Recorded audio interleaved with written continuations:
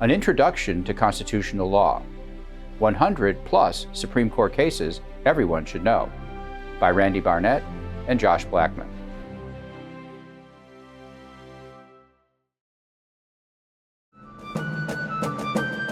Loving versus Virginia, 1967.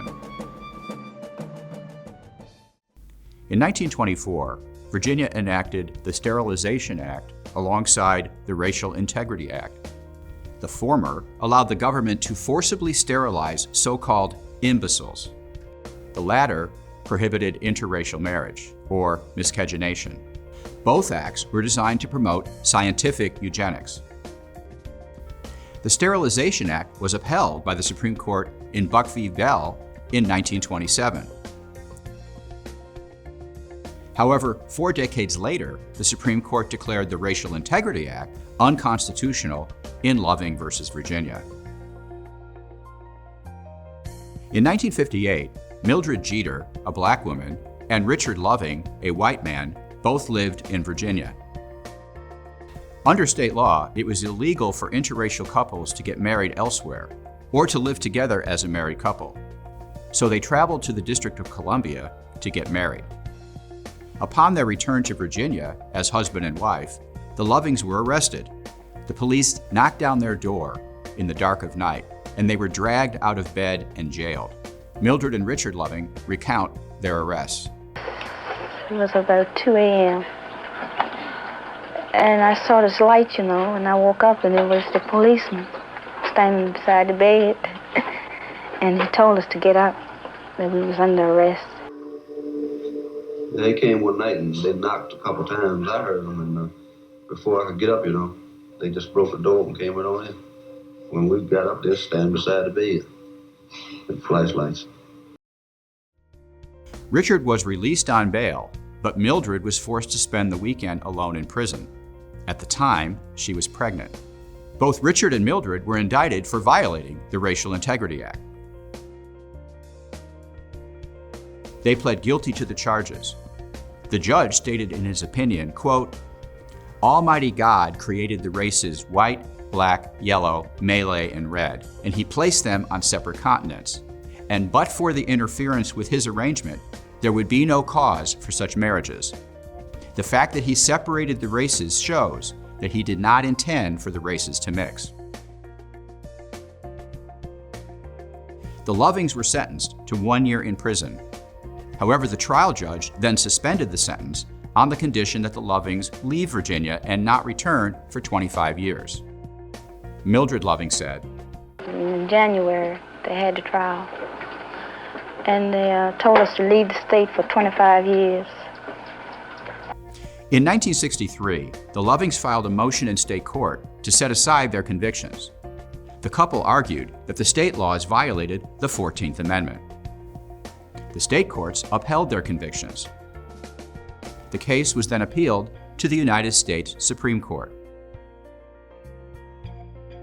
At the time, 16 states punished marriages on the basis of racial classifications.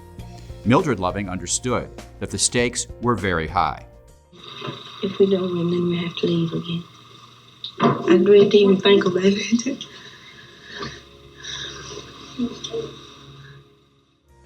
The Lovings made 2 primary constitutional arguments. First, they contended that the ban on miscegenation violated the 14th Amendment's Equal Protection Clause. That clause says that no state shall deny to any person within its jurisdiction the equal protection of the laws. Virginia responded that the law did not run afoul of the Equal Protection Clause because it treated the races equally. A white man could not marry a black woman, and a black woman could not marry a white man. In other words, the law applied equally to white and black alike. Moreover, Virginia contended that the framers of the Civil Rights Act of 1866 and the Freedmen's Bureau Act did not intend to prevent states from banning interracial marriage. The lawyer for Virginia cited these statutes as evidence of the intent of the framers of the 14th Amendment. The 14th Amendment, viewed in the light of its legislative history, has no effect whatever upon the power of states to enact anti-miscegenation laws. The Supreme Court accepted the Lovings' first argument and found that Virginia's law violated the 14th Amendment's Equal Protection Clause. Chief Justice Warren's majority opinion rejected, quote, the notion that the mere equal application of a statute containing racial classifications is enough to remove the classifications from the 14th Amendment's prescription of all invidious racial discriminations. Chief Justice Warren added, quote, the clear and central purpose of the 14th Amendment was to eliminate all official state sources of invidious racial discrimination in the states. The court proceeded to apply the most rigid scrutiny, or what the court now refers to as strict scrutiny. Such a racial classification could only be upheld if it is, quote, shown to be necessary to the accomplishment of some permissible state objective independent of the racial discrimination, which it was the object of the 14th Amendment to eliminate. Virginia did not dispute that the miscegenation ban was designed to promote racial integrity. However, the lawyer for Virginia offered an alternative justification for the policy. This statute serves a legitimate legislative objective of preventing the sociological, psychological evils which attend interracial marriages, and is an expression, a rational expression of a policy which Virginia has a right to adopt. What was that rational basis? To prevent children from suffering because they are raised in biracial homes. The lawyer for Virginia argued that interracial marriages are detrimental to the individual, to the family, and to society. He added, interracial marriages bequeath to the progeny of those marriages more psychological problems than parents have a right to bequeath to them. Study guide. What police power justification is offered in support of the ban on interracial marriages?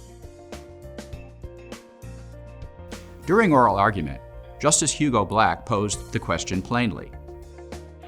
Is there any doubt in your mind that the object of these statutes, the basic premise on which they rest, is that the white people are superior to the colored people and should not be permitted to marry? Ultimately, the court concluded that Virginia's law did not pursue any permissible state objective. Rather, the court found the law was, quote, designed to maintain white supremacy. Therefore, it violated the Equal Protection Clause. The Lovings' second argument focused on the Due Process Clause of the 14th Amendment. It provides, nor shall any state deprive any person of life, liberty, or property without due process of law. The Lovings argued that they were being denied liberty, that is, the right to marry. Specifically, Virginia intended to promote white supremacy. That end was not within the competency of the state legislature. Mildred Loving stated the issue directly. I think that marrying who you want to is a right that no man should have anything to do with. It's a God-given right, I think. No man included the men who comprised the Virginia legislature. The court's analysis concerning the Due Process Clause was only 2 paragraphs long. Let's walk through each step carefully. First, the court stated that the Virginia laws, quote, deprive the Lovings of liberty without due process of law in violation of the Due Process Clause of the 14th Amendment. In what way? Second, Chief Justice Warren explained that, quote, the freedom to marry has long been recognized as one of the vital personal rights essential to the orderly pursuit of happiness by free men. He added, quote, marriage is one of the basic civil rights of man, fundamental to our very existence and survival. Study guide. Why is marriage fundamental to the survival of mankind? Third, the court then construed the Due Process Clause in light of, quote, the principle of equality, unquote, underlying the 14th Amendment as a whole. Quote, to deny this fundamental freedom on so unsupportable a basis as the racial classifications embodied in these statutes, classifications so directly subversive of the principle of equality at the heart of the 14th Amendment, is surely to deprive all the state's citizens of liberty without due process of law. Finally, Chief Justice Warren concluded, quote, "Under our Constitution, the freedom to marry or not marry a person of another race resides with the individual and cannot be infringed by the state." Study guide. Is Loving consistent with the New Deal Court's judicial conservatism and deference to legislative will? What is the significance of the fact that the court relies on the Due Process Clause cases?